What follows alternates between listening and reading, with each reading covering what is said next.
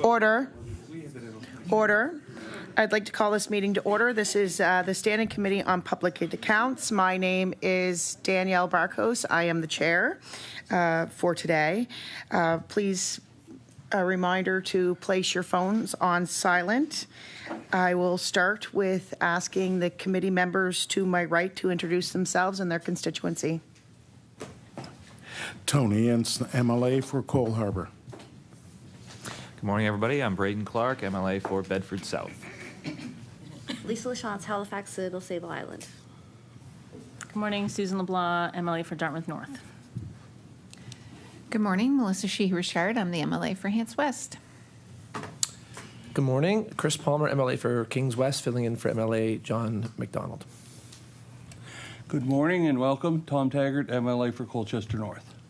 Yeah, hi everyone. Nolan Young, MLA for Shelburne. Note that the officials from the Auditor General's Office, Legislative Council Office, and Legislative Committee Office are in attendance as well.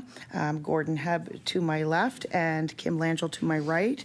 On today's agenda, we have officials with us from the Department of Community Services with respect to the 2014 Report of Auditor General, Health, Safety, and Wellbeing of Children Placed in Temporary Emergency Arrangements and Child and Youth Care Homes. I'll ask the witnesses to introduce themselves, beginning to my far left. I recognize Ms. James. Thank you. Good morning. Shelley Ben James, Executive Director with Community Services. Good morning. Craig Beaton, Deputy Minister, Department of Community Services. Good morning, everyone. I'm Tracy Embrett. I'm the Executive Director of Child and Family Wellbeing with DCS. I recognize the MLA LeBlanc. Thank you, Madam Chair. Just when we came in, or I came in this morning, I noticed that Alec Stratford is here in the audience, as it were. Alec is the Executive Director of the Nova Scotia College of Social Workers. I think it's important, I'll say it again, I've said it before, that if the social workers or a representative of social workers are part of this conversation, and so I would like to make a motion that we amend the witness list for today and add Alec Stratford to the witnesses. Is there discussion? All those in favor? Aye. All those opposed? Nay. The motion is defeated. I invite Deputy Beaton to make opening remarks. Good morning, Madam Chair, committee members. Thank you for inviting us today to talk about the report of the Auditor General in relation to the health, safety, and well-being of children placed in temporary emergency arrangements and child and youth care homes. Accompanying me are Tracy Embrett, Executive Director of Child and Family Wellbeing, and Shelley Ben James, Executive Director of Service Delivery for DCS. I'd like to thank the Auditor General and her staff for her review of this incredibly important aspect of our work. As a department, we've accepted all 20 recommendations made by the Auditor General, with work on many already in progress. At DCS, we want to give children the best possible opportunities to find success. Ensuring that children and youth are protected and that families are supported is fundamental to our work. When a child comes into care, all efforts must be made to provide the bright future that every child deserves. The Auditor General report essentially highlights what we know. We need to improve our efforts to document our work and our actions. Going forward, we will be better at this important aspect of our jobs. I feel it's important to assure parents of children in care and all Nova Scotians that officials in the department continually assess and take action on all events that could impact the health and safety of young people in care. I have confidence in the dedication and diligence of the DCS staff in ensuring vulnerable children receive the care, assistance, and love they deserve and need. Every single occurrence or incident involving a child in care is reviewed by a social worker, supervisor, and many more. I also have confidence that youth care homes and organizations that deliver temporary emergency arrangements provide safe and appropriate support to children. In addition, DCS has, over the past several years, made other important advancements in supporting vulnerable children. These include continuing to develop prevention and early intervention programming and expand and enhance existing programs. Prevention and early intervention involves strengthening children, youth, and families and building their resilience, ultimately negating the need for more intrusive statutory interventions enabling us to better support families before they are in crisis. We are also entering the final phase of redesign of our foster care system. Currently, there are about 700 caregivers who open their hearts and homes to children who need them, and we always need more. We are developing a new framework of practice to guide us in our daily work. And we are conducting a review of the Child and Family Services Act to ensure it's modern and reflects the needs of the people we serve. Also fundamental to our success is ensuring that our staff have the appropriate support and resources to do their jobs well. There is no doubt that social workers play a pivotal role. They work tirelessly to respect the integrity of families, avoid interventions that can be traumatic to children, while at the same time ensuring children's well-being and safety. I want to thank our social workers for their incredible work in supporting the most vulnerable children in our province.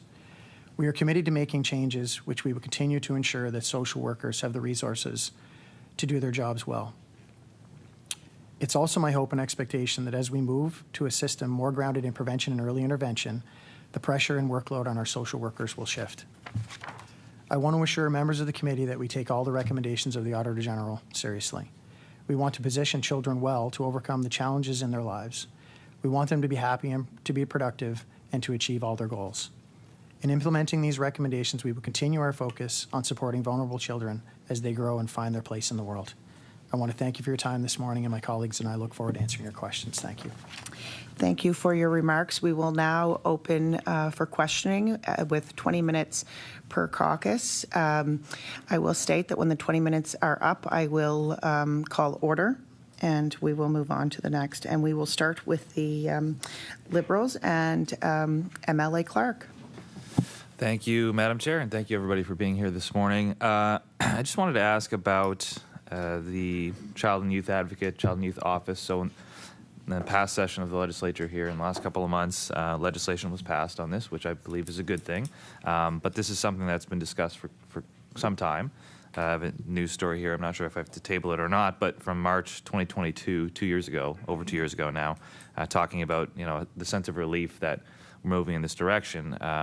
2 years later, at this point in time, as far as I know, and I could be wrong, but I hope I am, but I don't think I am. There's no child and youth advocate in place in Nova Scotia today. When will that position be filled, and when do we expect that office to kind of be up and running at full speed? And I'll direct my questions to you, Mr. Beaton, and then if you can kind of handle it from there. Yeah. That document will have to be tabled Sure. when you're done with it, please, before the end of the meeting. And I recognize Deputy Minister Beaton. Thanks. I'm going to ask Ms. Embrett to sort of take charge of this one, if you don't mind. I will say that I haven't been fully briefed on this one yet, so I actually don't know if we have the timeline, but it's something that we can probably come back to the committee on. But if unless Tracy has something else to add, I think that would be the answer. Yep. I recognize Mrs. Embrett. Thank you. A colleague of mine within DCS of the executive team is the lead on the Office of Child and Family, I believe planning continues to be underway, and there is a timeline for implementation, but would like to bring that information back. I recognize MLA Clark. Thank you, Madam Chair. I appreciate that. Deputy Beaton, I know it's been not long since you've been in the role there, so I appreciate that for sure. It's a lot to start with. But one of the things in kind of reading the report, the AG's report, and then seeing the response from the department via the minister, one of the things that stood out to me, and I've asked about this, and I'm curious what the department's view is. My perception was that the minister seemed to suggest a lot of the issues were due to a lack of documentation or a lack of record keeping, as opposed to things not being done at all. So I'm just wondering if you could, if the department could comment on that. Is that accurate in your view, or how does that balance out between oversights and documentation, which is a problem for sure, versus things not happening at all, which is of course much worse. So I'm just wondering how that balance plays out in your mind. Deputy Minister Beaton. Sure, I'm going to actually ask Tracy to take this one. Miss Embrett. Britt. Thank you. Thank you for the question. Documentation of contact and activities and actions when supporting children in care is critically important. We value and appreciate and respect the role of the Office of the Auditor General and the Auditor General, and recognize that if something is not documented, that the interpretation is that it did not occur. We do have full confidence in the social workers of community services and the work that they do in supporting children in care and families. We have confidence in our service providers, and we have confidence in the system. So we feel strongly that the contact with children in care has continued to occur, and recognize that there were some occurrences during the audit testing that it was not documented.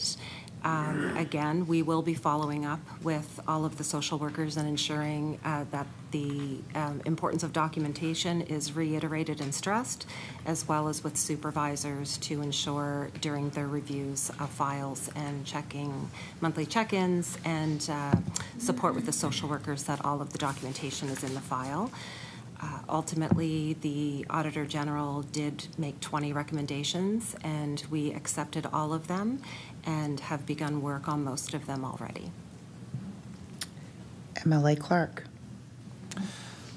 One of the things that stood out in the report to me as well, and I'm sure to most people, is issues around TEAs, temporary emergency arrangements. Given the name, obviously they're designed to be temporary. I believe I don't know if the goal is the right term, but 4 days was kind of the metric at one point in time. And yet, according to the AG's report, the average length of stay in these TEAs is over 8 months. So why is that? Ms. Embrett, perhaps, I'm not sure. Yeah. Ms. Embrett. Thank you. If I could, I would like to give a bit of context about our involvement when a family or a child does come to our attention, and what happens before a child is brought into care and possibly placed in a temporary emergency arrangement. So really want to share that the decision to bring a child into care is never taken lightly. The focus of child and family well-being and all of our programs and supports through community services are to support children and families in community. We know that the best place for children to be is with their family. That's where children want to be. That's where their parents want them to be. When there is concern about the best interest for the safety of the child, and a decision is made to bring a child into care, it doesn't occur before looking at all avenues to keep a child in their family, including safety planning, possibly being a child living with another family member or a community member so that they can maintain contact. And we can support the parents to address or mitigate any concerns that have been identified.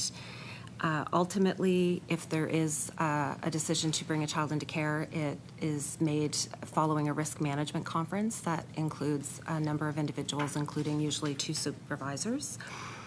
And then the social workers also then gather placement information and look at the needs of the child to identify what the best optimal placement is for that child. Again, you'll probably hear me mention this often this morning. The best place for a child is with their family or a family setting. So we immediately will look to foster care. We have had a decline in a number of years up until COVID, and certainly during COVID as well, of a decline in foster caregivers, which has been a challenge. We have been working very hard on foster care redesign and have had significant investments in foster care redesign, and we've been able to maintain our foster care caregiver numbers and increase slightly. When the needs of a child exceed the needs that could be supported in a foster home, we will look to a child and youth caring program, and we have 31 programs across the province that are able to support up to 140 children. If there is not a child and youth caring program that can keep a youth safe or address their specific needs, we do need to rely on temporary emergency arrangements. It is not the first thing that we do. It's after we go through and review what other options could keep the child safe and have them well supported. So your question was specific to the 4 days. Because we want to always try and look for a child to be in foster care or returned home to family. I neglected to mention that, and I apologize for that. If children are in temporary care, the ultimate goal is reunification. So when we do need to rely on temporary emergency arrangement, the initial approval is for 4 days, because we are continuing to look for other placement options, and sometimes there could be movement. Maybe a vacancy could come up in a foster care home. So we continue to revisit all of the foster care options and all of the child and youth caring program options. After the 4 days, there needs to be approval again at a 10-day, and then 28 days after that.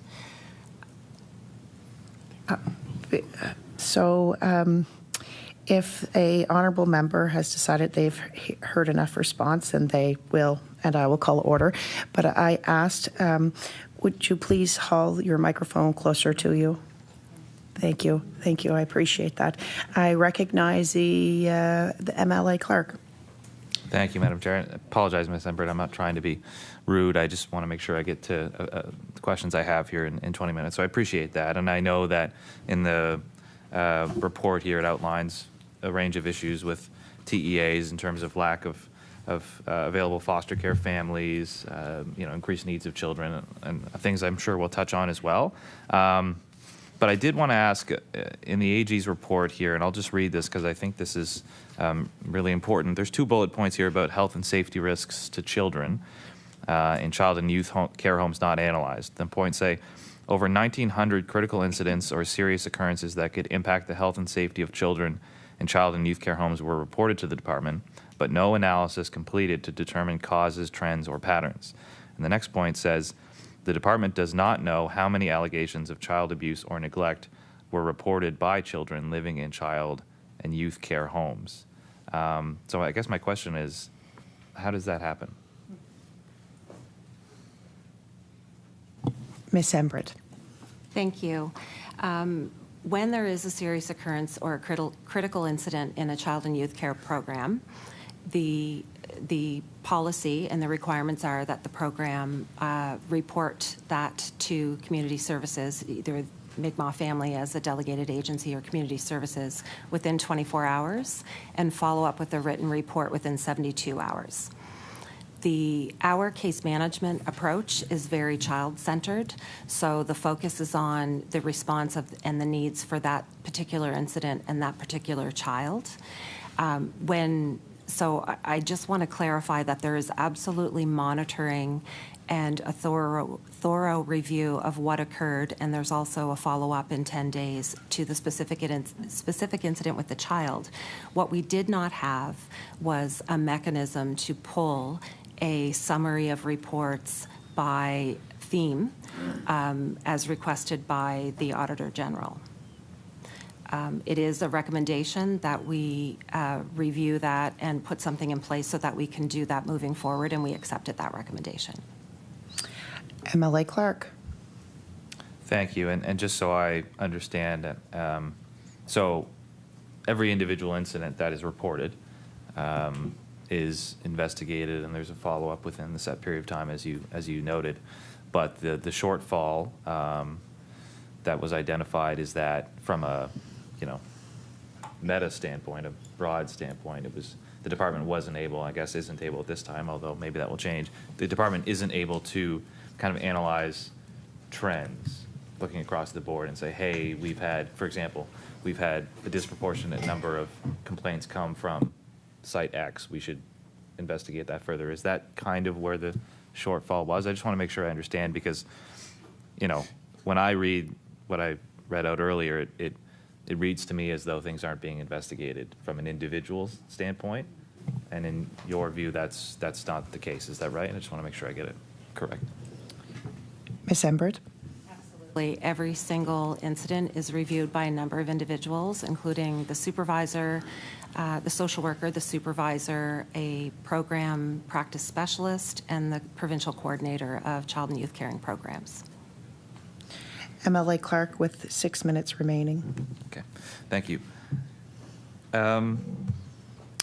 One of the issues, we touched on documentation already, but this is another issue as it relates to TEAs as well, which as we discussed, are being used more frequently for longer durations than is intended. The AG identified that in a lot of cases, and I think there's 3 or 4 service providers off the top of my head on TEAs.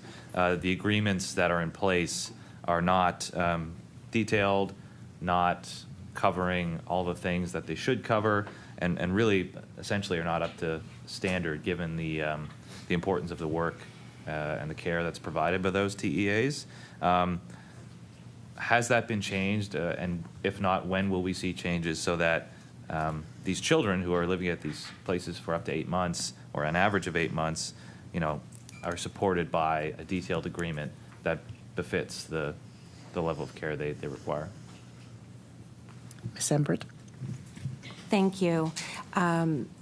Just want to comment I believe you may have referenced, or the report referenced, an increase in temporary emergency arrangements, and there's been a significant decrease in temporary emergency arrangements since the audit testing period, and Community Services now has 32 temporary emergency arrangements. So I wanted to just share that. We do have 4 organizations who provide temporary emergency arrangements, soon be decreasing to 3 because one of the providers is in the process of going through licensing and becoming a regular child and youth care program. We did not have service level agreements with child and youth caring programs or TEAs that were completed and signed off during the audit period. We do have signed service level agreements with our TEA providers currently, and we will continue to review those on an annual basis. And we have met with all of the child and youth caring programs with our plan to have signed service level agreements with them as well. That will be, that is another recommendation, along with how we are funding child and youth caring programs too, and the two go hand in hand when we're looking at a service level agreement. MLA Clark. Thank you. And there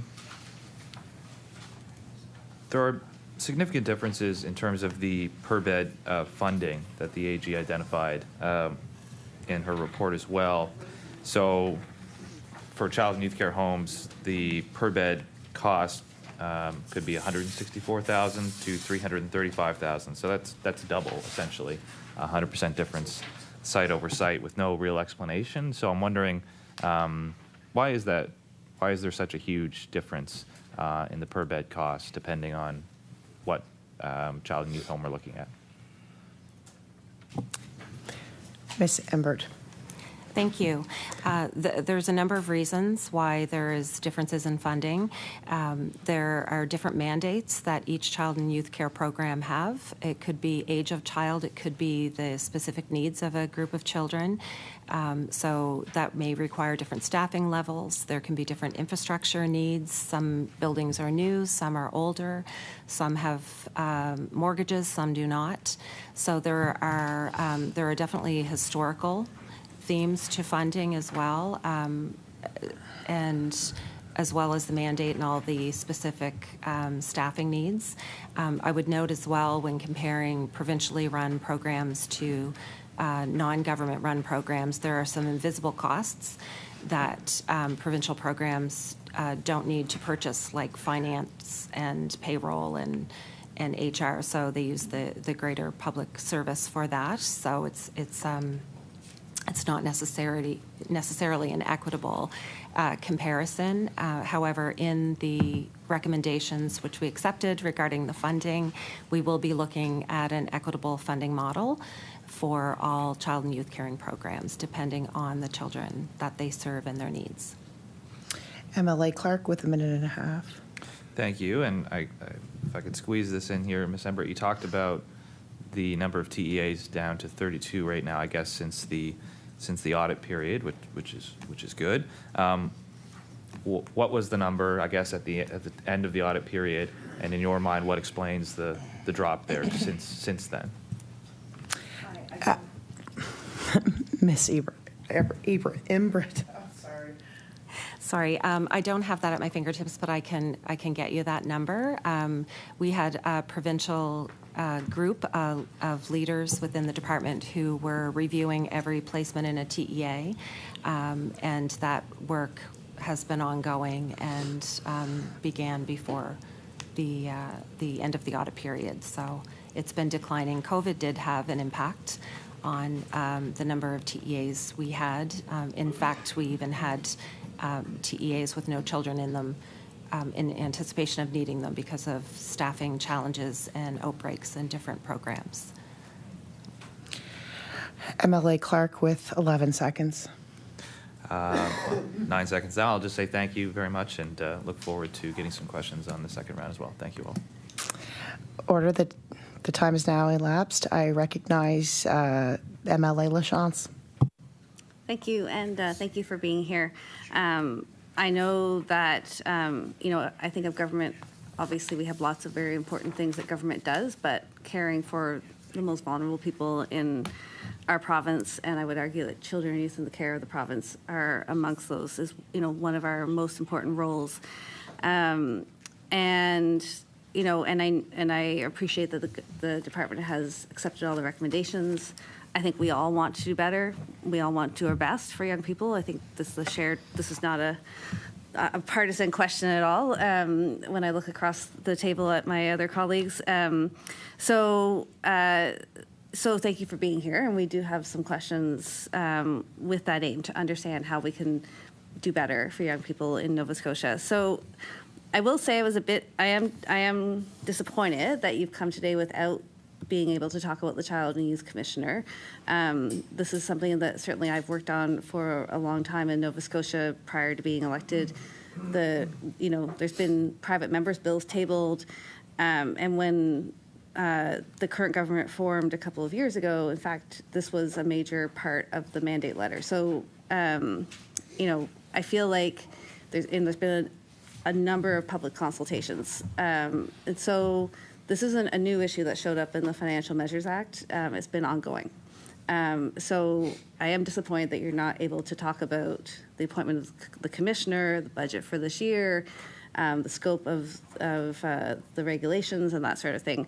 But I'm hoping that perhaps you can talk about another really important public promise, which is the review of the Child and Family Services Act. So the previous review was very limited in scope. Under the Liberal minister's preview, it was limited to 3 parts of the act that the minister chose themselves, and there was very limited input from the public. I'm wondering if you can confirm the scope of this current review and the timeline of this current review. Deputy Minister Beaton. Thanks. I think Ms. Embrett will have the most relevant information on this one. Ms. Embrett. Thank you for the question. The purpose of the Child and Family Services Act is to protect children from abuse and neglect and promote the integrity of the family. You are correct. The previous review of the legislation only looked at 3 sections. It was during COVID, so that was a decision that was made due to needing to focus on COVID responses for children and families within the Child and Family Division.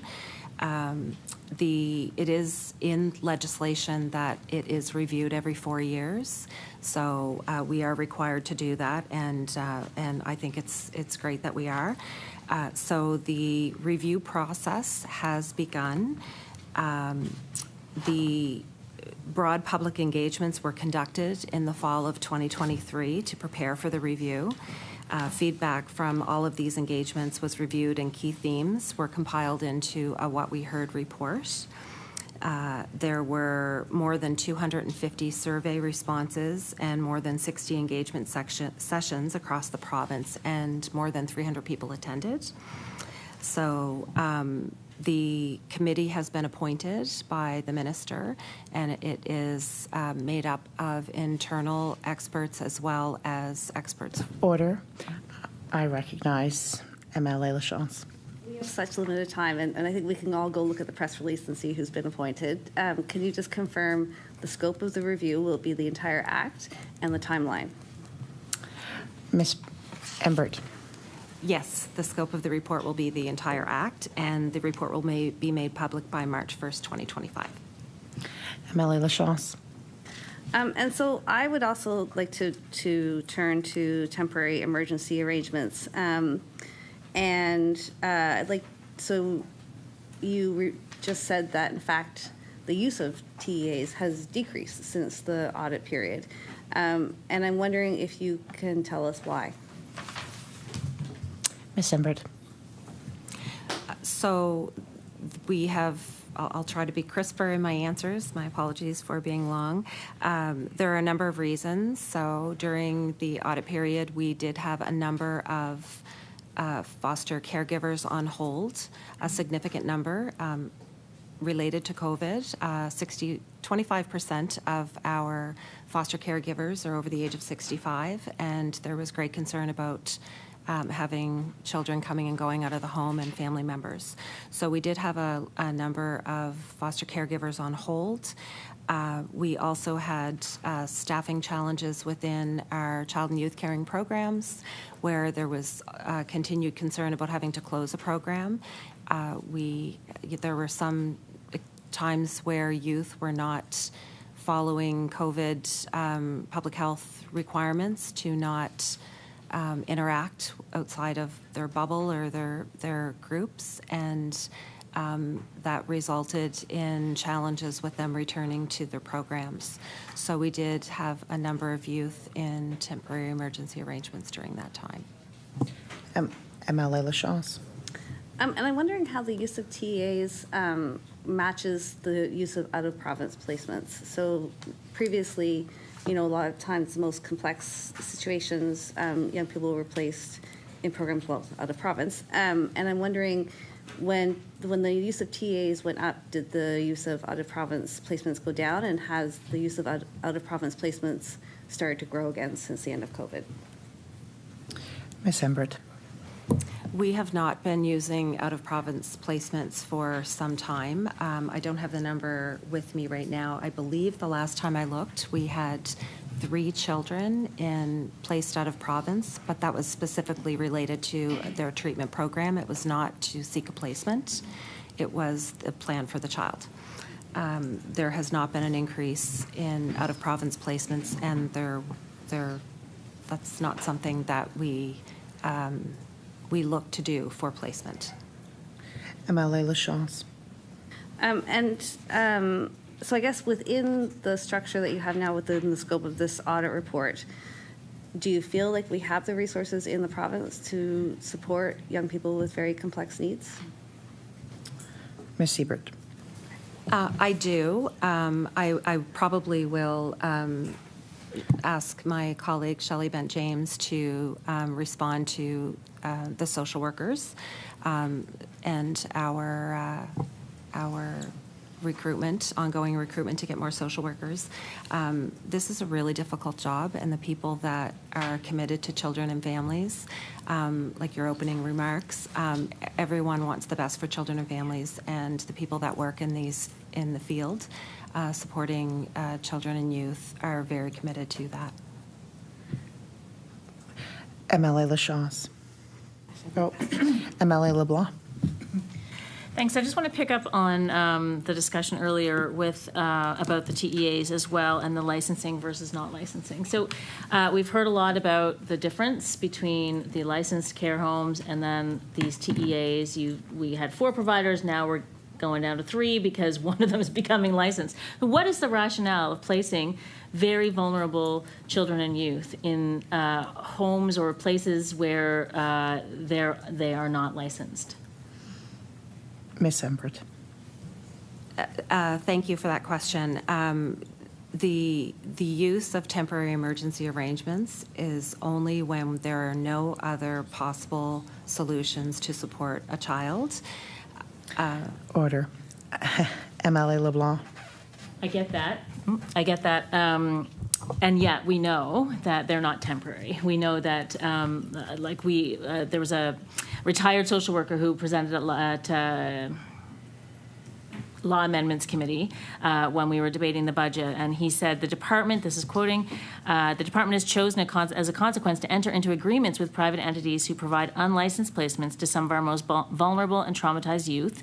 The department intends that these be temporary placements, but due to the lack of resources to meet these youth's complex needs, I have known of youth who have been placed in these temporary placements for 2, 3, and 4 years. So I understand that the intent is a very temporary, as the Act states, 4-day stay, in which case licensing might not be so important because there's obviously going to be some checks and balances, there's going to be contact. But when you're talking about 2 and 3 and 4 years, or even 8 months, you said earlier that there's a case conference at 28 days. What happens after those 28 days? So how are we ensuring that these very vulnerable young people are safe? Ms. Embrett. Thank you. There's the approvals are every 28 days afterwards. Yeah.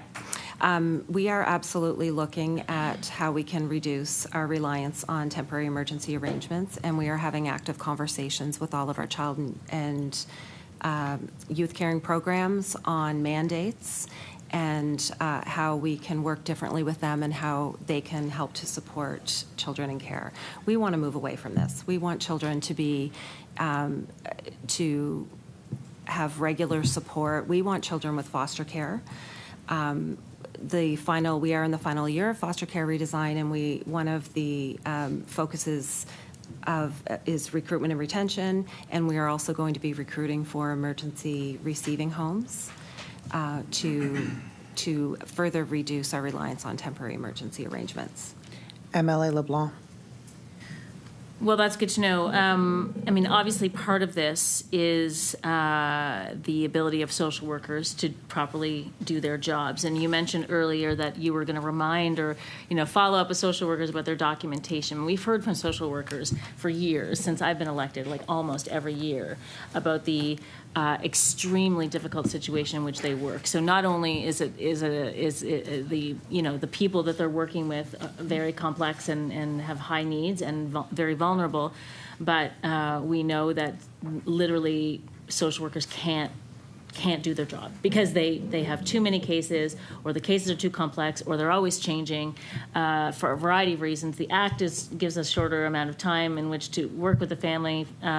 And so I guess my question is, and I will actually, before I ask my question, I'll say that we know from the Nova Scotia College of Social Workers that the implementation of the recommendations have unintended impacts. So documentation is important, obviously, but when social workers are, having these massive caseloads that they can't manage through no fault of their own, it's impossible. And so what is the plan for social workers? Like, how are we going to support them in their job so that they are supporting families in the best and most positive way possible? And I guess, to my point, I'd love to know, is there a plan to hire more social workers, and is there a plan for retention of social workers? Ms. James? Thank you for the question. I think it's no question that social workers in the department are faced with extremely challenging and emotional situations on a daily basis. And they prioritize the health and safety of children, keeping them safe from neglect and abuse in this province. We know that caseloads have risen, and we know that the cases have become more complex. And we know we need to do more. We need to be better. So we do have a recruitment and retention plan underway. We currently have added 25 positions in the last few years, bringing the total to approximately 450 in the department. And absolutely, we can always use more. I think it has been said here already that we need to do better for the children in this province, and we wholeheartedly agree with that. We are currently piloting a paraprofessional role that works alongside social workers and helps alleviate the administrative burden that they are facing on a daily basis. And this is freeing up the social workers' time to actually engage with children and youth and families that they are working with.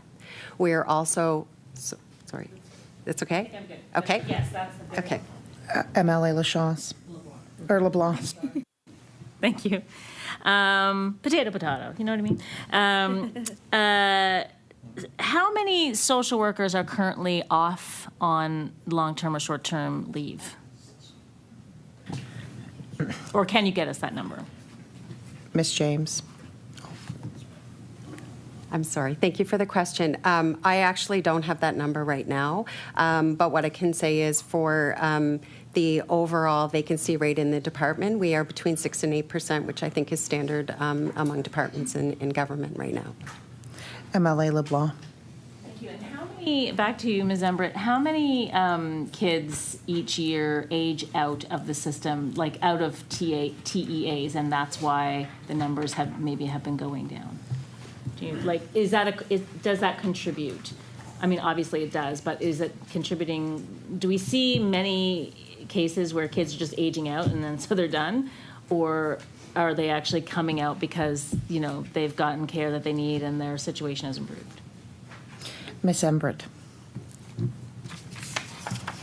The numbers of TEAs right now and the age range of children that are in them, no, I would not attribute the decrease in TEAs of young people transitioning to adulthood from a TEA. MLA LeBlanc with 5 minutes remaining. Oh, my God. Okay, we might be able to go back to you. So the College of Social Workers also expressed concern about the bigger picture of why many of the report's findings flagged outdated caseload standards within the department and things like inadequate housing and income supports leading to family poverty, and also a severe, I mean, I don't know if the social workers have said this, but I will say this, the severe lack of mental health care for youth in the province, or the under providing of mental health care.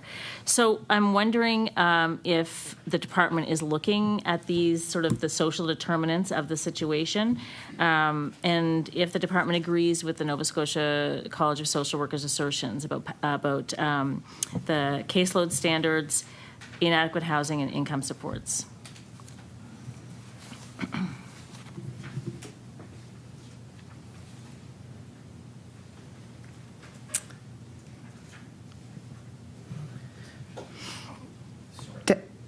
Deputy Minister Beaton. Can you just repeat the question? Sorry.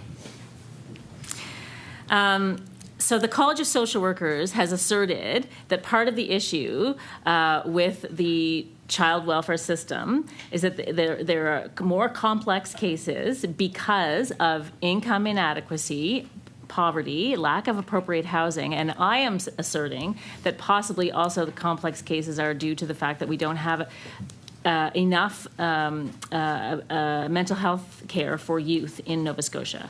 Do you agree with those assertions? And if you do, the AG's recommendations don't really tackle these situations or this part of the situation. So if you do agree with the assertions, how is the department working to address them? Deputy Minister Beaton.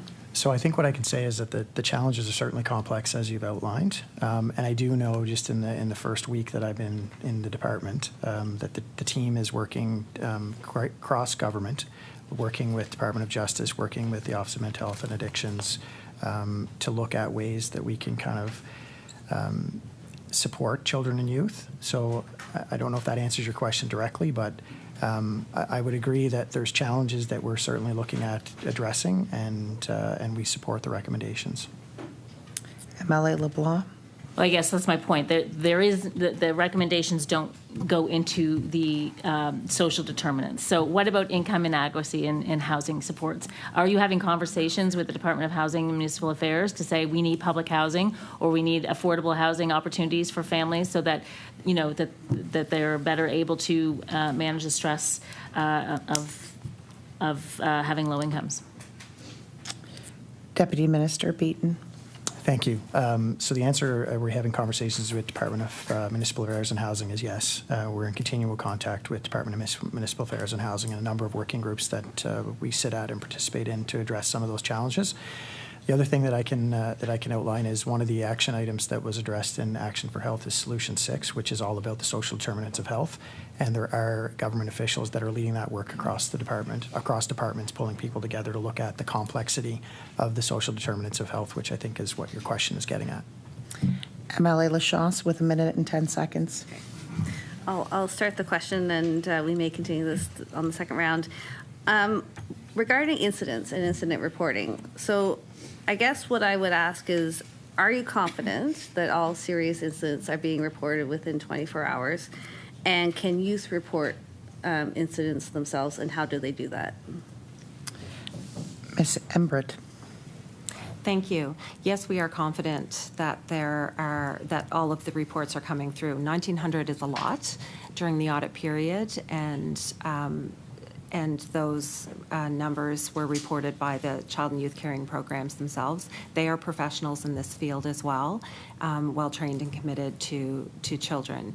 I'm sorry, could you had there was a second part to your question and I just lost it. MLA Lachance. So can youth also report serious incidents? Ms. Embrett. Absolutely, youth can report serious incidents. They can ask for a form to be completed. They can have a conversation. They can text their social worker. The time has lapsed for the NDP Caucus. It is now time for the PC, and I recognize MLA Sheehy Richard. Thank you for coming in today and having this discussion with all of us. It's much appreciated, and I just wanted to talk a little bit about foster care, because I know in my community I know quite a few foster parents, and I appreciate the restrictions that we had during COVID, because people couldn't even move within and out of their communities, so the challenges that probably faced.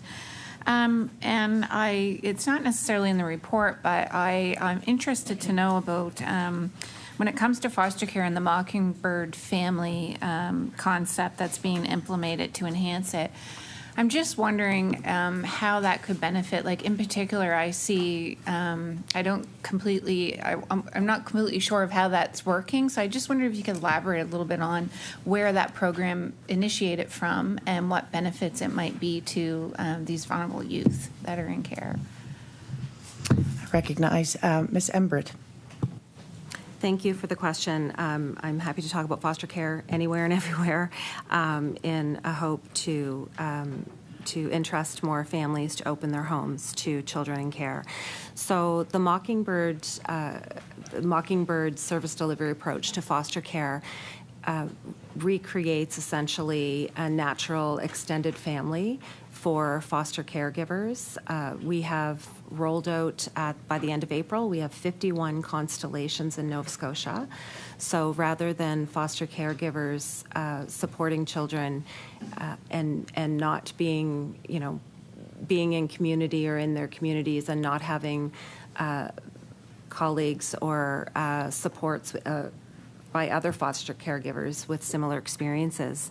We now have these constellations which are made up of 6 to 10 foster caregivers. They're in a geographic proximity, and each constellation has a lead home, or what we call a hub home.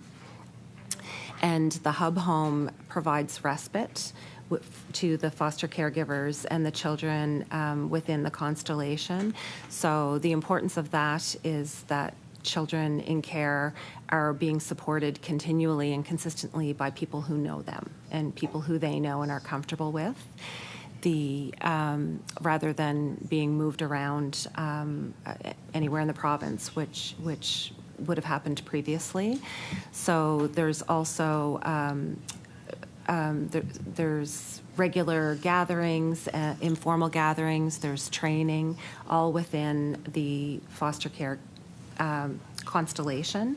So again, it emulates that extended family like many people have had of going to an auntie's or grandmother's for supper, or having someone else pick them up after school.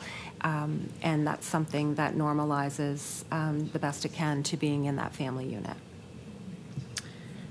MLA Sheehy Richard. And can you see can you see that as more of these roll out across the province, that maybe it could help decrease the need for the temporary TEAs, I guess I'll call them, so I can't think of the full name. Can you see that as these grow and people come back in and feel comfortable and more supported? For example, sports commitments or something are hard, but if you have that group, do you see that that could have an impact on reducing the need for the TEAs? Ms. Embrett. Thank you. Most definitely. Yes. An example could be that a foster caregiver needs a break, and in the old world, there wouldn't have been a respite option for that caregiver to have a break. And now that's built into each of the constellations. And I'm familiar with situations where the hub home stepped in for an extended period of time to work with the foster caregiver and work with the social worker and work with the youth to improve the situation and support the youth to adjust to living within that particular foster caregiver's home. And without that support and that extensive natural support with people that the youth trusts, that could be a situation where a youth may end up in a temporary emergency arrangement because the placement breaks down. MLA Sheehy Richard. And I just want to pivot a little bit because, again, we're seeing this exponential growth, and, with that comes cultural. I guess I'm just wondering when cultural considerations, like how is the department handling, to make sure that youth and children are placed in a culturally appropriate settings as well? Like, are you using a lens when you're doing these placements? Ms. Embrett. Thank you. Our legislation requires us to ensure that that we're culturally attentive in all decision making.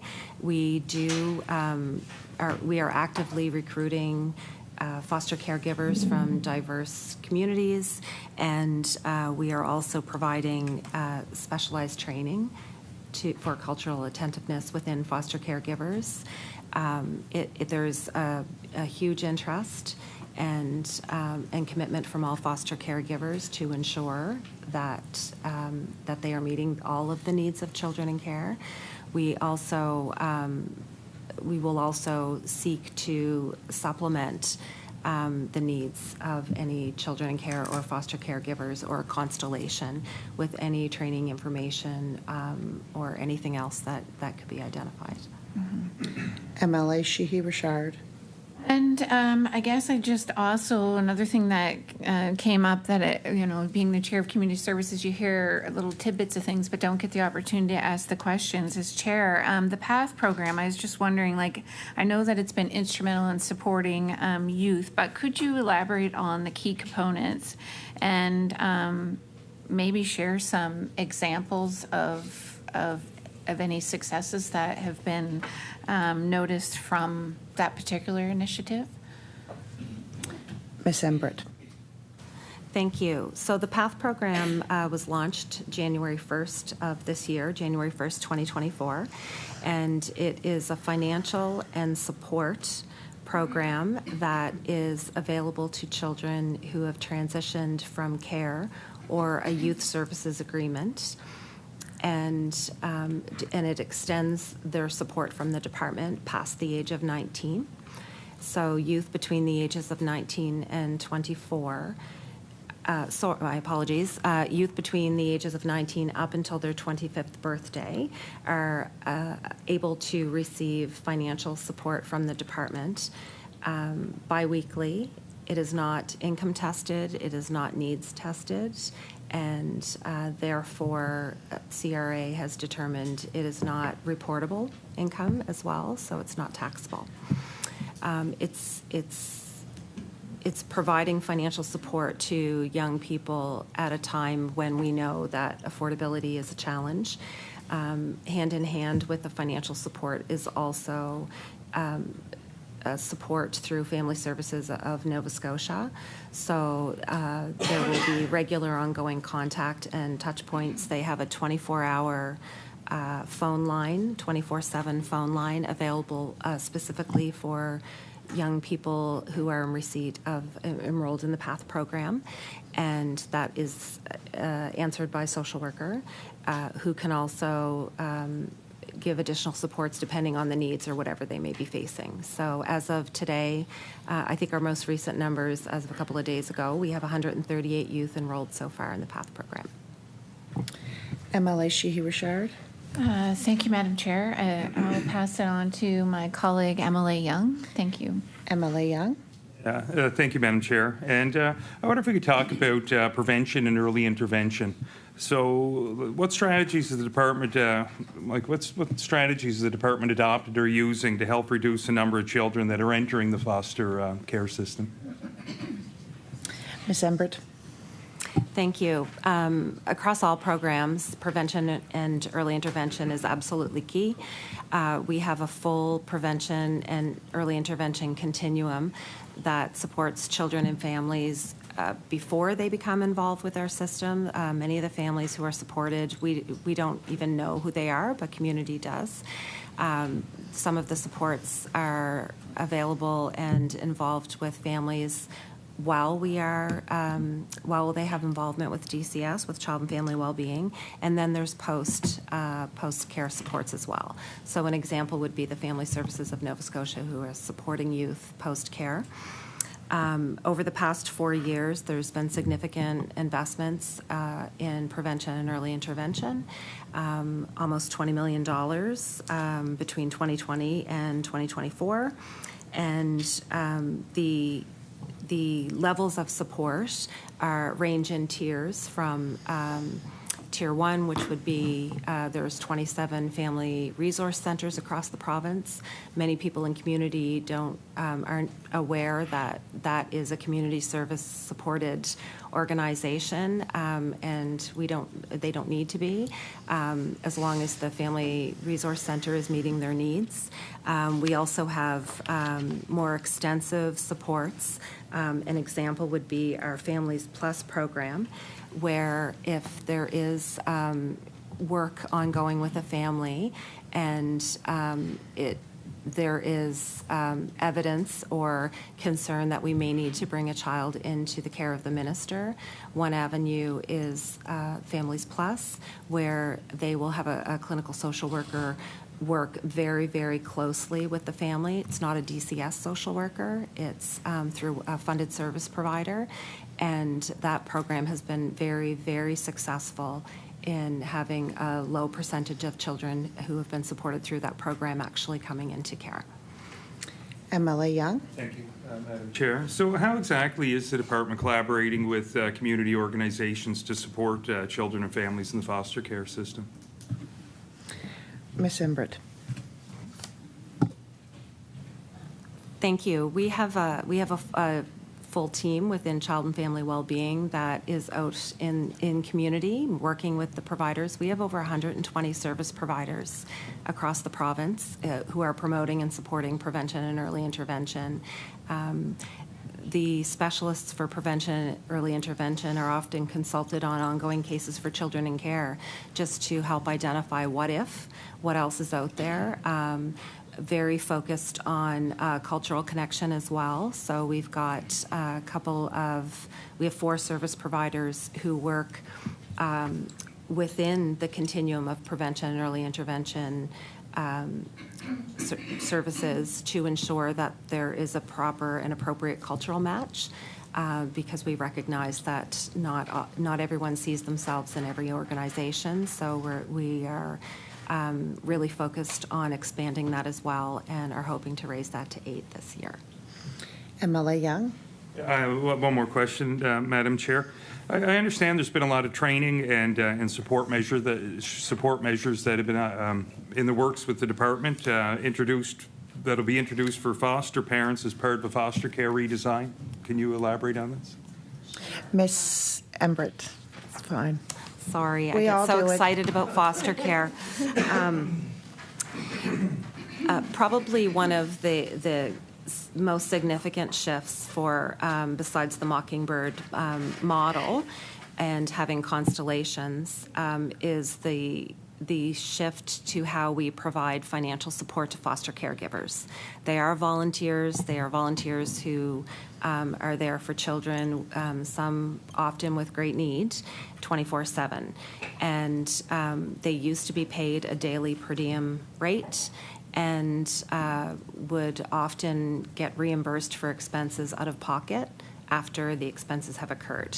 That's not the model that we have now. So in addition to Mockingbird, we have redefined the levels of care of need within our foster care system. And foster caregivers are paid biweekly based on the level of support and the training that they've received, either general foster care, specialized, or medical. And so based on their training and their competency and the number of children they have, they are essentially block funded, and we trust them with the care and love and support of children, and we trust them with the making those decisions as well to support the children in their home. MLA Palmer with a note that there is 5 minutes and 10 seconds remaining.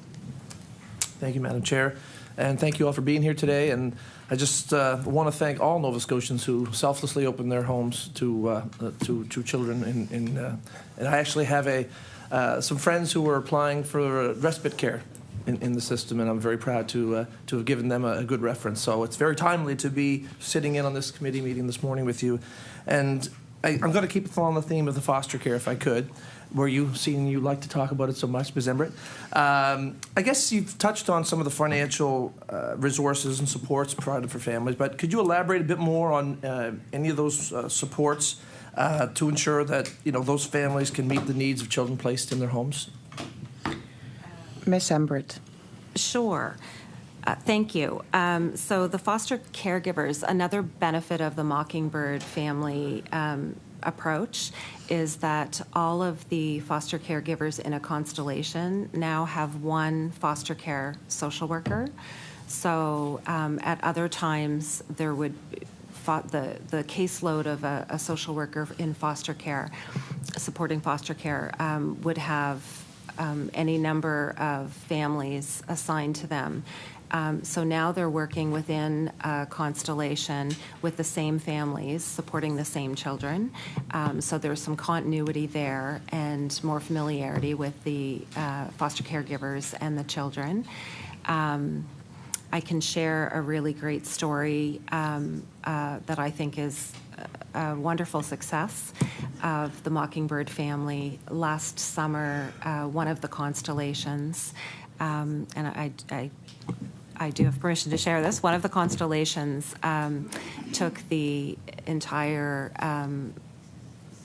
group of children on vacation on a camping trip to PEI, and they had T-shirts made. And the group of children who have gotten to know each other over a long length of time got to go on a camping trip with other children who they meet with, like you or I or they would have played with their cousins previously. So really recreating that familiarity and that family unit again. It doesn't really sound like it's groundbreaking, but to shift the system to this model has been a huge investment and is really a logical approach to ensuring that children are supported in a familiar way of a family. MLA Palmer. And to follow up on that, some of the changes being made in the system, I'm sure you get feedback from children who've left the system, who are leaving the system, or families. Can you talk about some of the feedback that you receive from those individuals based on some of the changes that are being made? Miss Embrett. Sorry, I apologize.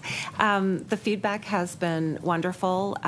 We had trialed the constellation approach for a year with 2 constellations. one in HRM and one in Cape Breton. And we learned from the Hub homes and the foster caregivers in those constellations before we rolled out the other 49 constellations. And the feedback throughout was very, very positive. And some of the examples were we didn't have to ask permission to go to Dairy Queen or to enroll the young child in baseball because the funding was provided ahead of time, and the caregivers are making, have the funds to do what's best for a child and do what a parent would. Of course, it's always there's consultation with the social workers and the foster care social workers, but it really has normalized things for the foster caregivers as well. Our foster caregivers are not doing this. People who volunteer for this work are not doing it for the money. They're doing it for the love of children, and we want to make it as easy as possible for them to support and love those kids. MLA Palmer with 30 seconds. Well, I guess what I'll do, I'll have one more quick question for you when we come back, but it'll be going back to the youth transitioning out of care and some of the supports. I know you've touched on the PATH program and some of those financial supports available for them, but I might come back to you in our next round to discuss any other supports for those coming out of youth transitioning out. So, thank you, Madam Chair. Thank you. The time has lapsed in 3 seconds, so by the time I'm done speaking for the PC Caucus, and we will move on to our second round, which will be 14 minutes each, and we will start with the Liberal Caucus, and I recognize MLA Inns. Thank you, Madam Chair, and thanks to everyone who's here. I'd like to also just take a moment and thank all the social workers for the complex and very in-depth work that they do. I have a number of friends and family members who work within the system as social workers, so I am a little familiar with some of the challenges. That being said, the Auditor General noted that there has been no explanation as to why children are placed in specific care homes. There's no information or collection tools outlined to the needs of the child. It's either outdated information or missing information, and department policy does not require documentation to explain placement decisions. Given that the child is supposed to be at the center of this, can someone explain why there are, no documentation with regards to placing child in certain homes? Ms. Embrett. Thank you for the question. When a child is placed in a child and youth care program, I'll speak specifically around child and youth care programs and TEAs, as that was the scope of the audit. We need to do better on documentation. I think that there have been some understood pieces or some understood actions by social workers that specific to placements in child and youth caring programs. And to explain further, many of the all of the child and youth care programs have mandates. So they are for specific needs for children or specific age ranges or even by gender, or there may be children that cannot be in the same place together.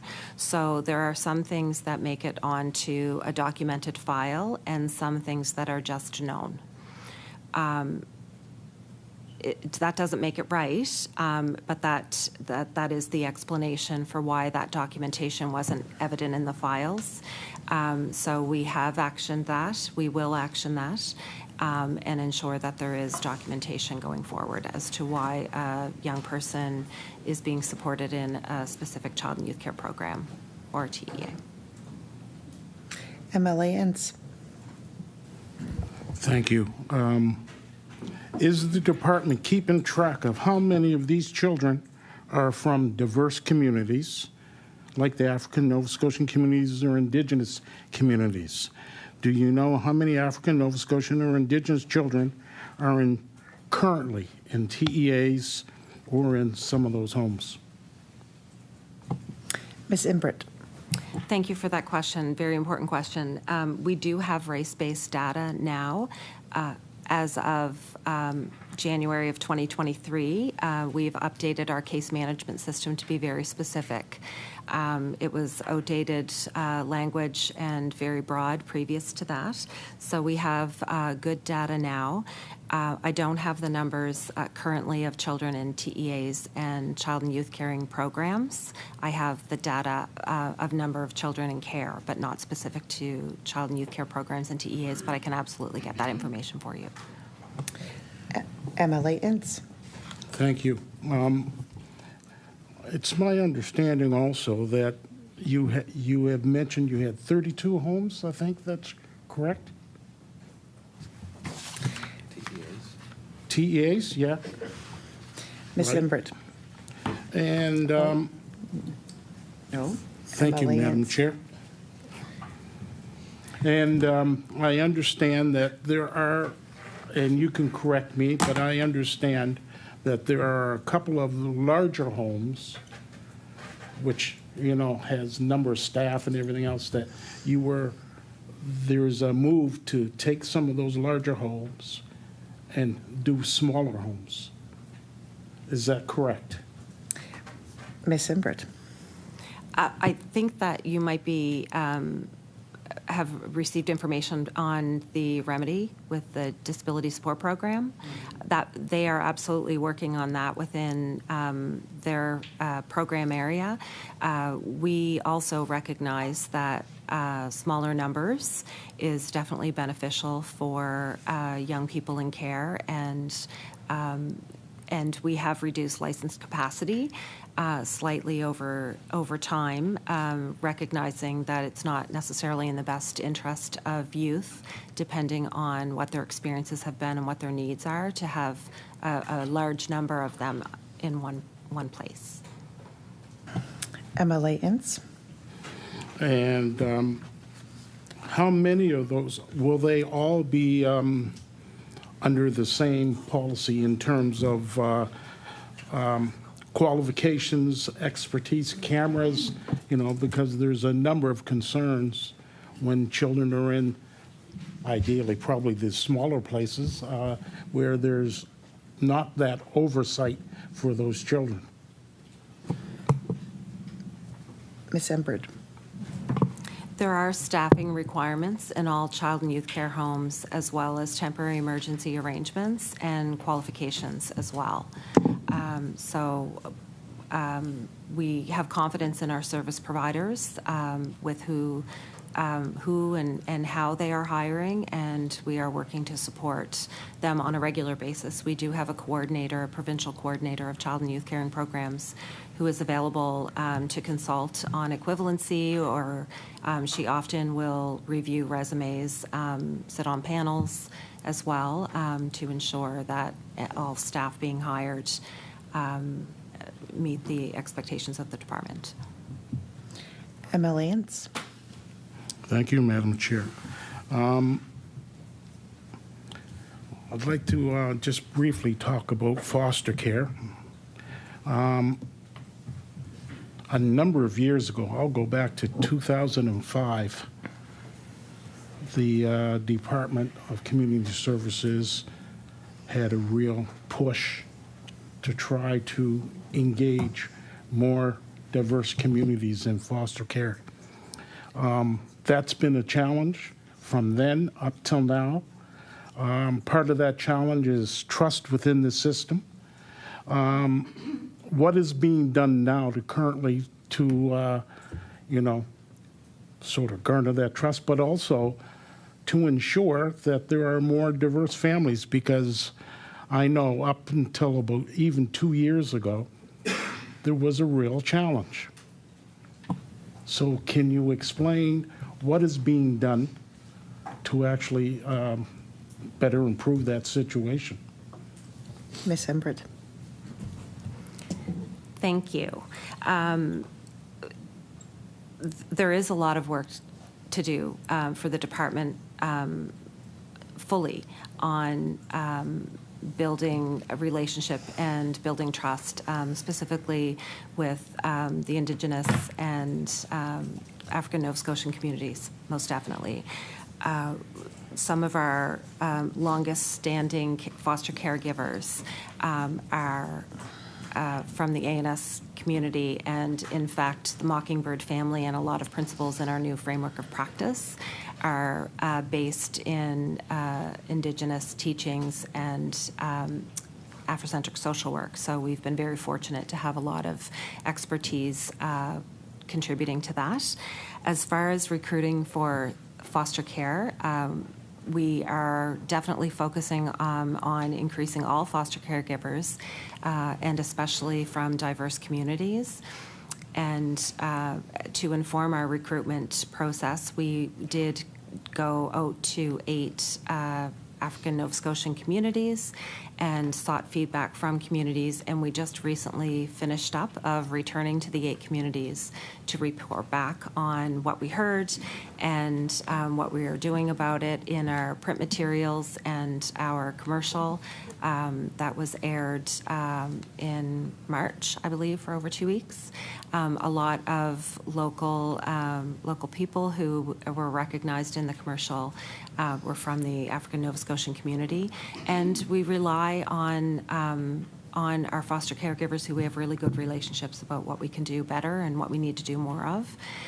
The department has recently, we have one more session, I believe it's this weekend. We've been doing community cafes each weekend in 2 different communities across Nova Scotia where all programs that the department have set up, and we've been having regular gift basket draws to try to entice people to come out and learn more about community, tell us what's working for them and what isn't working for them. And also the expansion of our IDCR, Inclusion, Diversity, and Community Relations team within DCS. We take their lead and advice as well on how we can do better with connecting with community, all communities. MLA Ince with 3 minutes remaining. Yeah. Thank you. The Auditor General's report highlights, and a number of my colleagues already referenced, the gap from when the child comes into the system to the workers engaging with the youth. And that is a huge problem. If you've got children that are put into a system and then there is a real lag in their connection with those individuals who are trying to help them maneuver this particular system. I've just got a comment to make. I'm understanding that at the upper levels there are decisions that have been made without really engaging everybody through the whole process. And decisions have been made without the knowledge of really what it's like on the ground. So I would encourage the department to really engage everyone and not just occasionally grab a couple of conferences and put, because you really need to engage everyone. The families, everyone has to be engaged. And this report speaks to me that there's been a real gap in that engagement and how they're looking at doing things for the youth. And if the youth is centered, then the youth should be centered in the conversation. You want to say anything? I'm going to leave my... MLA Clark. Thank you. I believe I have about a minute or so, so I just wanted to ask one quick question here, and I touched on this in the first round as well, but the issue of the Commissioner for Children and Youth, and the office, which is critically important. And I was just looking through the act here that was passed in, I guess it would have been early April. The act hasn't been proclaimed as far as I can tell yet. So does the department know or have a sense of when will the act be proclaimed and when will a commissioner be appointed so that the wheels can start turning on this really important office? Deputy Minister Beaton. Yeah, thanks very much. I actually don't have that information right now for me, so I apologize. I know that some of the committee would have liked to have heard a bit more about the commissioner. However, we were preparing to come, and the staff that I have here with me are specifically to address service delivery and child and family well-being, so I apologize. Order. The time for the Liberal caucus has expired. I now recognize the NDP with MLA Lachance. So I wanted to turn back to some of the content in the report. And first, I guess just to preface that, both I have family members who work for DCS and I work in child protection. And I've also supported a lot of friends and family through sort of the most complex situations around child needs and child protection. And in fact, we have emergency fostered in the past and had young people in our house. So I'm pretty well aware of I have a lot of experience, I would say, especially at the more complex end of things. So one of the things that I noticed in the report, of course, is that there was only, I think, one level 4 home, which I think might have been Wood Street, which is not even necessarily, it would be hard to consider Wood Street a home placement. And I didn't know if there were any transition homes available. So I guess I'm just in, and then also in terms of foster care, how is the Mockingbird program being used to recruit level 4 and 5 foster families? Because I know that that's really where there was a huge gap in terms of services. That's one of the reasons why young people end up at places like Wood Street, is because there aren't foster families that can match their needs. So how are we, recognizing that we have young people with increased complexity? How are we planning for that? So is the plan to have more level 4 and 5 foster homes? Is the plan to have, more level 4 homes, like child and youth caring homes? And what about planning for transition? Ms. Embrett. Thank you for the question. Really good questions. You are correct. Wood Street Secure would be the only level 4. It is not considered a home or a program. It's a treatment center and requires a court order for placement there. So it is quite exceptional in that regard. We are absolutely looking to continue to recruit. We do have specialized foster caregivers. There are times where, based on the needs of the child and the complexity of what the young person has experienced, that they may need support from a child and youth care program, and all of the professional supports wrapped around the design of the program there.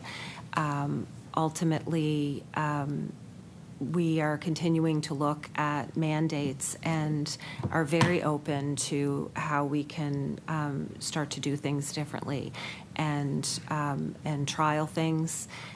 We've had conversations about what if youth care workers and child and youth care practitioners who work in child and youth care programs can support foster caregivers in a different way. So there are a lot of different things that we are looking at, and we're open to trial anything. So mandate conversations are continuing with child and youth care programs as we look at equitable funding models and service level agreements, and we'll continue to to create different options to support children that need it. MLA LeBlanc. Thanks very much. I just want to go back to the conversation we were having around foster care just for a second. I'm, you know, it's such a huge and again, we keep saying this, and complex, ecology, I guess is the word. But I'm just thinking of, the wraparound supports and the help that we offer foster families. And again, amazing that we have people who will be foster families. And I know, obviously, acknowledging that there are situations where children must be removed from their homes. But then I think about, stories where I hear, this is reported in the media, so maybe there's more to it, but, there's a situation where somebody had their child placed in care because they didn't have a bedroom for them. They only had a one-bedroom apartment and they needed a two-bedroom apartment, so it wasn't appropriate that the child was living in that place, and so they were removed or placed in care. So, what if we were taking the resources, or even some of the resources that we offer foster families to provide experiences for children, like you were saying, the baseball team, or going to Dairy Queen, or the camps that the kids in foster care are getting to go to, or the camping trips. And what have we looked at the impact if we place those types of resources with families who are in need? And that is basically the situation of why, again, I just want to be very clear. I'm not suggesting that we don't remove children when they're unsafe. Of course, we must do that. But, what if we were offering those kinds of, or even if we put those kinds of resources into parenting classes or supports for people who need them in order to care for their children with complex needs? What kind of work is being done there? Ms. Embrett. Thank you for that.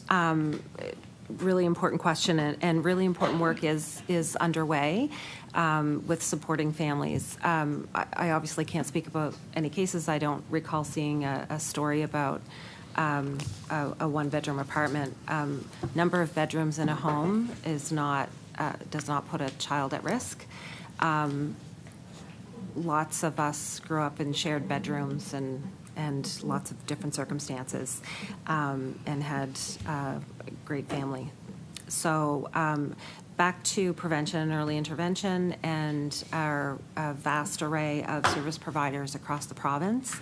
There are 27 family resource centers who can make referrals to other organizations, not necessarily community services. We do have a number of parenting journey programs throughout Nova Scotia as well, connected to the family resource centers, and those are an in-home parenting support program, free to families. There could be a referral from community services for that if there's any concerns about the needs of children and being parented. We've got a number of programs, strengthening fathers programs, nurturing strong African Nova Scotia families. We've got a program looking at attachment for children. Order. Thank you. MLA LeBlanc. Yeah, thank you very much. I just wanted to also ask about the retention part of social work. We were talking about, Ms. Ben James, you were talking about that you've added 25 new social workers, but how do we ensure that they stay? So, I've heard anecdotally, many social workers who will begin in child welfare or child protection, and then it's such an overwhelming job, very difficult job, that often we see people in child protection for just a few years and then move on to some other type of social work. So in New Brunswick, we've heard that they're looking at a model where the caseloads are much less, so 1 to 10, and 1 to 15 for long-term situations for child protection. I'm wondering if Nova Scotia is looking at that same ratio as part of a retention strategy. Ms. James. Thank you for the question.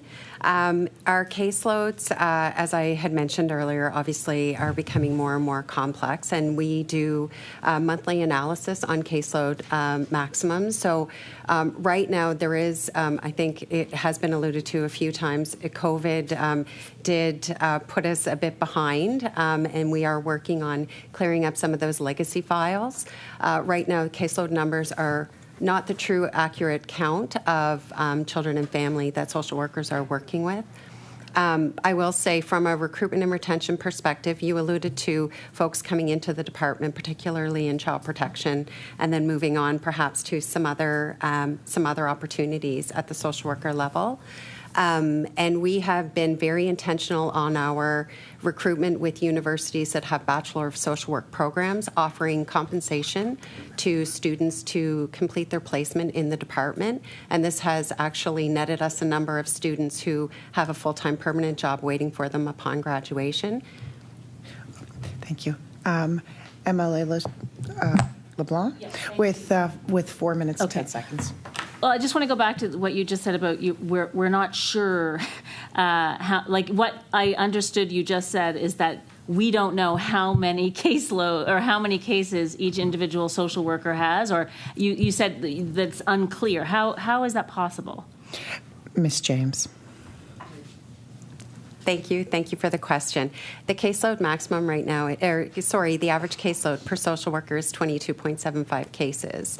And obviously, as I indicated, the 22.75 is indicative of cases that are current and cases that have already had the information and investigations have been completed, but because of administrative burden that has been alluded to here earlier, that social workers are under, that they are not able to go, they have not been able to go in and close out those files.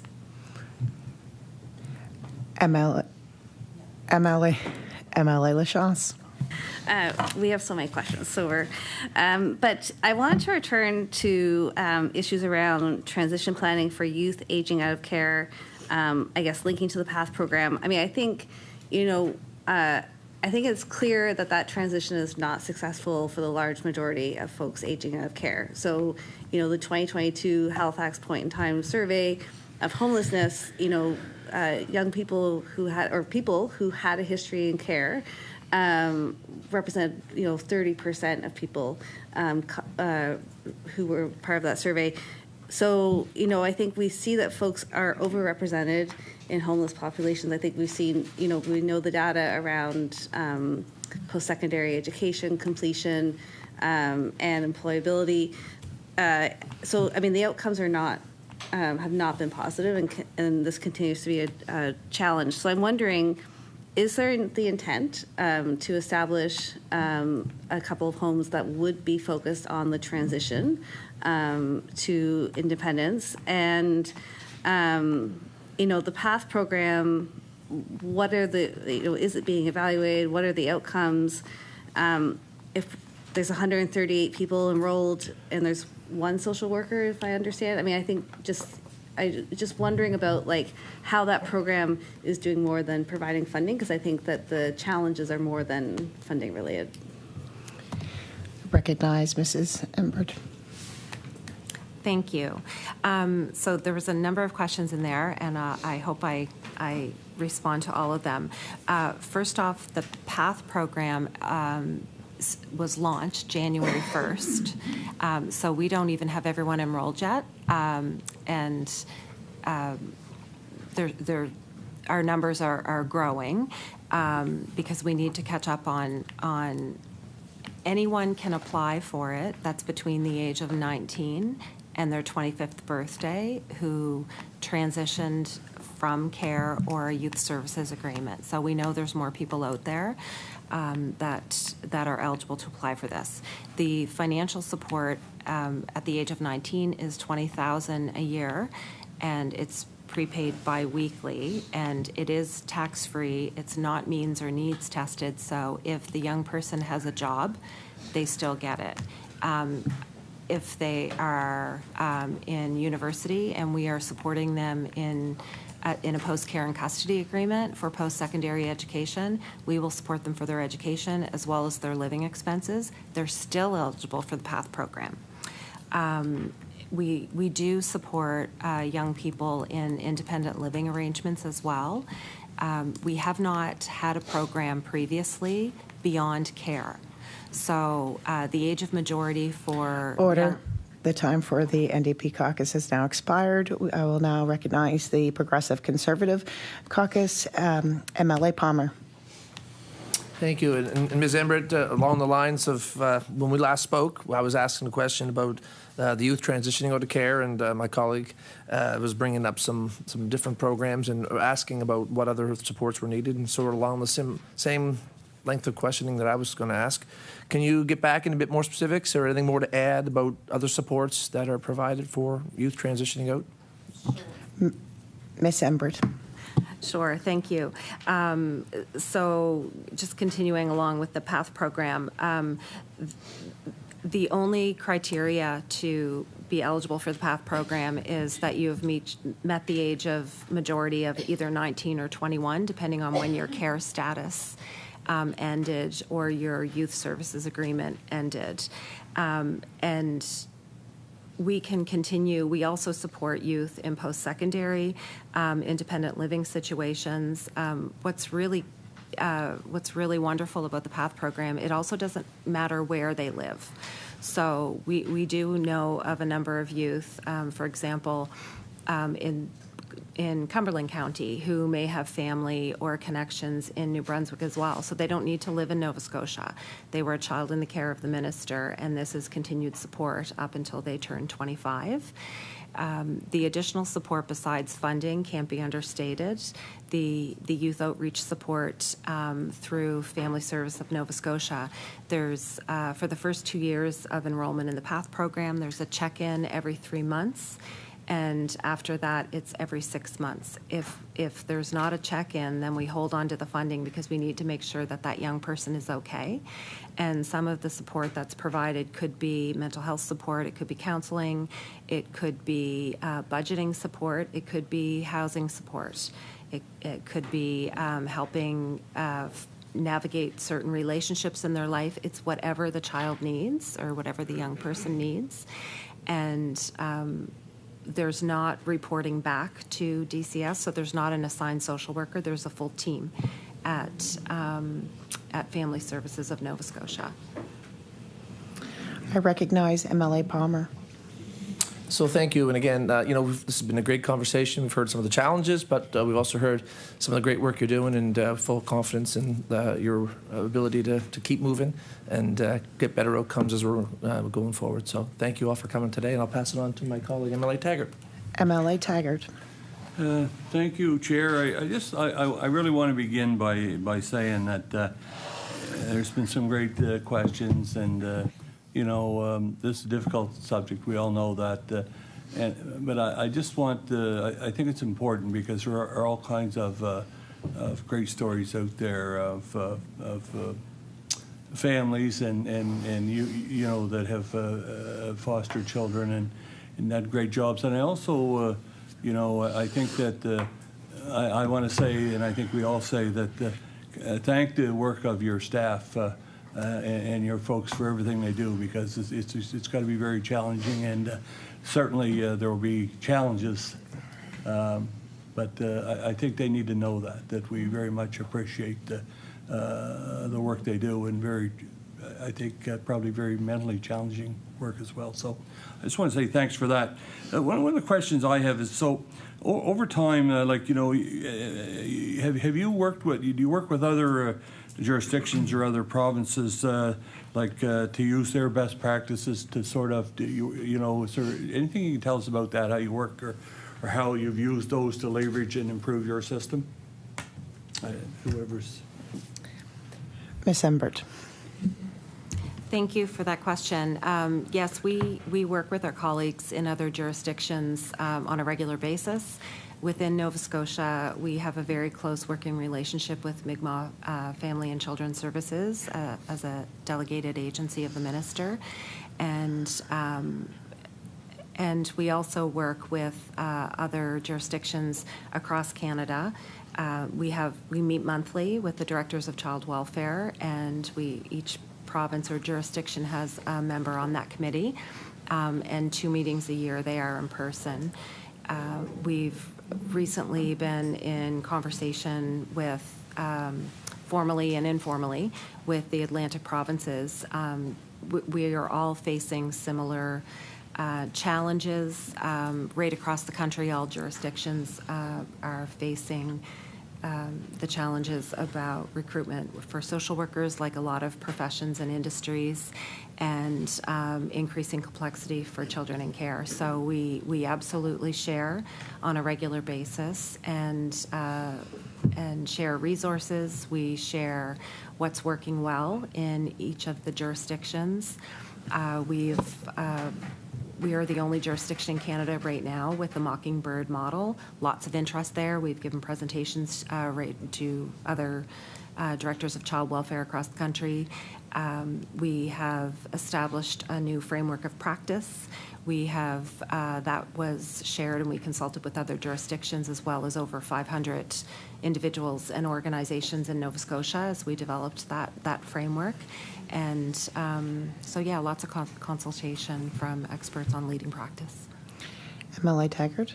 Thank you. So thanks. I appreciate that very much. So in that sense, so what about, what work do you take, is there new work, or what work do you take to engage and involve the children themselves, the foster children themselves, in making and processing new, moving forward with this? Can you speak to that a little bit? Ms. Embrett. Thank you. Thank you for that. Further to MLA Ince's question about having people involved, this gives me an opportunity to share as well that we did have a youth focus group. We have a youth focus group who we have leaned into, supported the setting up, and have leaned into on all the work related to foster care redesign. And we also work regularly with a group called the Let's Care Collective. So both of these groups are current or previous children who were in care or care experienced, and they have helped inform a lot of our work. And the Let's Care Collective, actually, their input and feedback, experiences, and suggestions is now being shared with a number of different government departments. So the meetings with that team, that group, is on a regular basis. Very valuable input that is being shared widely across leaders within various departments. We also have, with the new framework of practice, we have also committed to a new updated policy manual for the delivery of services in child and family well-being that will be public-facing. And that is near completion, and we are now working on procedures to accompany those as well, to make sure that we meet our legislative requirements within our new policy. And very pleased that it has not been a top-down piece of work at all. It has taken quite a bit of time, but it has been a full engagement of service delivery, social workers, supervisors, as well as program leads to compile and redesign this work. MLA Taggart. We have 6 minutes. Well, 5.5 actually now. Well, I never had that much time to talk before. No, I just, I guess, a lot of, especially when we're talking about, gotta find the initials here now, but the TEAs, temporary, TEAs, and the number was up and it's down, and a significant portion of this report. The most recent portion of it mostly took place through COVID. And, we talked at one point about, and you may have already answered this some, but we talked at one point about, I think it was 233 or something like that, children in temporary emergency arrangements, I think is the right wording, and now it's down to 33. Was that really, so the elevation in those numbers COVID. Am I right about that? And I know you have partly answered that, but so on each side of that, would those numbers have been noticeably lower? Ms. Embrett. COVID was a factor, but wasn't the reason why the numbers were high. So our numbers of foster caregivers who were able to accept children not having the constellations and best supports up and not being able to find the placements that could meet the needs of all the children. It's difficult to answer that question, but it certainly wasn't attributed only to COVID, but it was a factor. I recognize MLA Taggart. Thank you very much. So, average age, your comment about over 65 is that, you know, it's not great, right? Do we have a solution for that? I understand everybody else's the complexities of life today and the challenges, and certainly I'm sure folks after they've had their own children have left home and what any solution? You know what I mean? I mean that's a challenge. I'm sure it's a challenge that you've thought about. Is there anything you'd like to comment you'd like to make on that? Ms. Embrett. Are you interested in foster care? I don't plan on recalling that. You better ask my wife. We're grateful for all of the caregivers who are amazing with children, and there's something special about someone with a lot of experience caring for their children and families. So as we're leading up to the foster AGM, and there will be years of service, it's quite humbling to attend those because a lot of these foster caregivers have been loving children for 40 years or more. The increase in funding and additional supports, we hope, will entice and incent younger folks to foster because there is adequate funding for childcare activities and lots of support and respite. Lots of families now have more than one adult working, so additional supports would be quite helpful. So we're keeping on recruiting and doing the best we can. So. MLA Taggart with 1 minute and 20 seconds remaining. Well, I'm going to wrap up by, again, thanking you folks and your staff and those foster home families very much for all the work they do for children that, we all know really kind of need our support. So undoubtedly there are challenges and things that need to be improved, but I just really think it's important that you folks know how much that work's appreciated. Thank you. Thank you. Thank you. So we're wrapping up the questioning a little early by 30 seconds. I would like to ask any of the witnesses if they have closing statements. I recognize Deputy Minister Beaton. Thank you very much, Madam Chair, and I just want to thank the committee for the opportunity to be here today. I've had the opportunity to present before the committee a number of times. Typically, I have more to say, but early in my tenure here with DCS, so I appreciate your patience, and I want to thank both Ms. Embrett and Ms. James. As you can see, they're subject matter experts who know the ins and outs of the department very well, as well as the community, and they work tirelessly in that endeavor. I do also want to thank the staff at DCS. I've had, in a few short days, had the opportunity to meet with a number of staff, both in person but also virtually. And it's really impressive to see the commitment and the dedication, as well as the enthusiasm about trying to do things for the most vulnerable population in Nova Scotia. And I would just also finally say I want to thank the Auditor General and her team for their report. So thank you.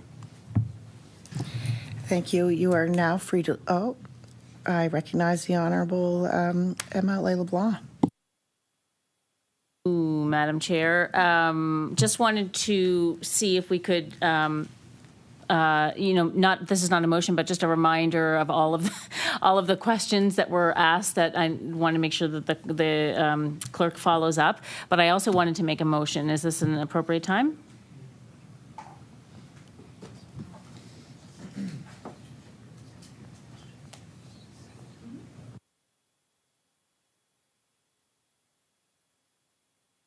So I've just spoken with the clerk, and she has written down all of the information the committee has asked for, and we'll deal with that through emails. And we will make a motion after the witnesses leave.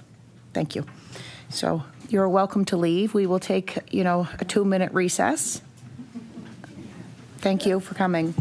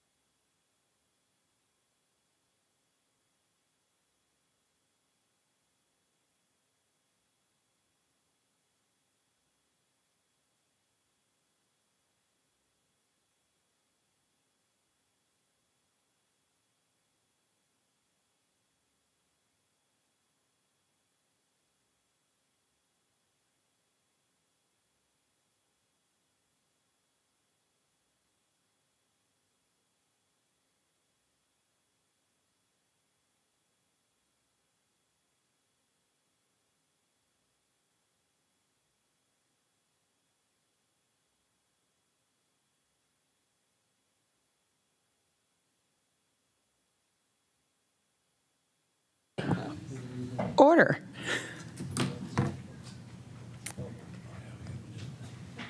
Order. We are now back in recess. We will move to committee business. We will start with the letter and then move on to, correspondence, and then move on. So we've all received a, sorry, I can't find it here. Yes, I can. Yeah. Yeah, I'll take Mr. Habs. The email from Byron Rayfuse, Deputy Minister. Is there any conversation about that? I recognize MLA LeBlanc. Thank you. I'll just say that I think that for people experiencing domestic violence or intimate partner violence, a 7.3-month wait for housing, emergency housing, is too long. Any other? No? Okay, so we will now recognize MLA LeBlanc. She had said earlier that she would like to make a motion. Thank you, Madam Chair. And so this motion was circulated, but I do have a slight amendment, not an amendment, but a more of a preamble, I guess. So whereas the Auditor General's report was alarming and left us with significant concerns about the well-being and safety of children in the care of the Minister, And given that there is a direct relationship between the Child and Youth Advocate Office and this topic, and we were unable to get answers about that topic today, I move that this committee hold a second meeting on this topic in 6 months' time, and the Department of Community Services be called back as a witness to update the committee on its progress in responding to this report. So that's my motion. I just want to say that acknowledging that the Auditor General did tell us that there would be a follow-up, and possibly sooner than the usual 2-year follow-up, I still think of meeting within 6 months' time to check on this and where the department is with the recommendations and get more information about the Child and Youth Advocate Office at that time is highly appropriate. I will now open the floor for discussion. I recognize MLA Clark. Thank you, Madam Chair. And just to say briefly that I agree with the motion put forward by MLA LeBlanc. I think we heard today that obviously the need for a Commissioner for Children and Youth is critical. And I think the Deputy himself acknowledged that that would be a big step forward. I know we're getting close to the end of our term, getting close to the summer recess, I guess I would say, for PAC. And so topics will need to be filled going forward when we return in the fall, and I think this would certainly be a relevant and important one. So I support the motion. Thank you. I recognize MLA Young. Yeah, thank you, Madam Chair. And just to MLA Clark's point there, now, this is incredibly important. This is incredibly important to us. It's incredibly important to the committee as a whole, to Nova Scotians, to the Auditor General. With that said, as all topics come across, the Auditor General could do follow-up reports sooner than usual. But talking about topic selection, it's a great time to bring this forward for topic selection at our next selection date. So I would be open to bringing this back for our topic selection period through our normal process. MLA LeBlanc. Thanks. I kind of anticipated that answer from the Conservatives. I feel like maybe when we have our conversation about the way we select topics, that this should be part of the conversation. And what I mean by that is, I think sometimes if there is an urgency to a topic like this one, that we need to look at placing it on the roster of meetings outside of the regular 3-2-1 or 3-2-2 or whatever we do now in terms of partisan topics. This is a nonpartisan committee, and so the idea that this would go into regular topic selection essentially means that if the Conservatives don't move it as a topic, then the opposition members, I don't know why you're making that face. You'll have a chance to talk in a second, but if the Conservatives don't move it as a topic, then the opposition has to, and so that means we have less opportunities to move other topics. So I'm okay with deferring this, but I do think that we should put it on the agenda to talk about topics when we're talking about topic selection, because it seems like an unfair process.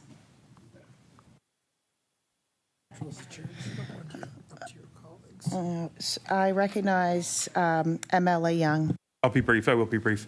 Thank you, Madam Chair. I'm not looking to turn this into a partisan topic. Like this is stuff that we genuinely care about. I'm not saying the Conservatives, even though we're progressive Conservative, I'm really not turning this into a partisan thing. Our normal process is the topic selection. I don't even think it's 3-2-1 or any of that. It was submit topics, and I really urge us to put this through the topic selection process as normal. And I was brief. I recognize MLA Lachance. I'd like to speak in support of the motion and the ability to respond to timely issues. So I think, I think we've all agreed that we want the best for young people.